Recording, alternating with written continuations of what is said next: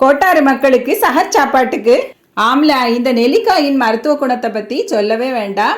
Vitamin C நிறைஞ்சிருக்கு. முடி வளர்ச்சிக்கும் தோலுக்கும் ரொம்பவும் நல்லது. இந்த நெல்லிக்காய் வந்து 1/2 கிலோ எடுத்துக்கிட்டேன். 2 வாரம் வெயிலில் புழுங்க வச்சு எடுத்துக்கிட்டேன். ஒரு மண்சட்டியில் வச்சு காட்டன் துணி வச்சு வச்சுருந்தேன். 2 வாரத்துக்கு பிறகு இந்த விதையெல்லாம் நீக்கிட்டு நெல்லிக்காயில் உள்ள பூசணம் கொஞ்சம் எடுத்துட்டு அது கூட கருவேப்பிலை, இஞ்சி, பூண்டு, அப்புறம் வந்து காந்தாளி மிளகாய் சேர்ப்பாங்க. இப்போ வந்து நான் பச்சை மிளகாய் 4லேருந்து 5 சேர்த்து கல்லுப்பு நிறையவே சேர்த்து அரைச்சி எடுத்துக்கிட்டேன். 2-3 வாட்டி இது மாதிரி அரைச்சி தண்ணி சேர்க்காமல் அரைச்சிக்கணும்.